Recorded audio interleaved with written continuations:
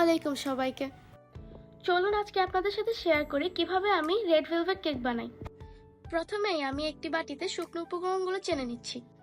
শুকনো উপকরণে যা যা থাকছে, প্রথমেই আমি ময়দা নিয়ে নিলাম 1 কাপ, তারপর 2 চামচ দিয়ে দিলাম কোকো পাউডার, তারপর আমি পরিমাণ মতো লবণ দিয়ে দিলাম, তারপর আমি দিয়ে দিচ্ছি 1 চামচ বেকিং সোডা। এখন আমি এই সবগুলো উপকরণ ভালোভাবে চেলে নিচ্ছি। মাঝে আমি একটু কফিও খেয়ে নিলাম। এখন আমরা ব্যাটারটা তৈরির জন্য নিয়ে নিচ্ছি একটি বাটিতে 100 গ্রাম রুম টেম্পারেচারে রাখা বাটার, তারপর নিয়ে নিচ্ছি হাফ কাপ চিনি। তারপর এই দুটি উপকরণ আমরা বিট করব মিডিয়াম টু লো স্পিডে 30 সেকেন্ড। 30 সেকেন্ড বিট করার পর আমরা দিয়ে দিব রুম টেম্পারেচারে রাখা দুটো ডিম। এক্ষেত্রে আমরা একটি ডিম দিয়ে 30 সেকেন্ড বিট করব, তারপর অন্য ডিমটি দিয়ে আবার 30 সেকেন্ড বিট করব।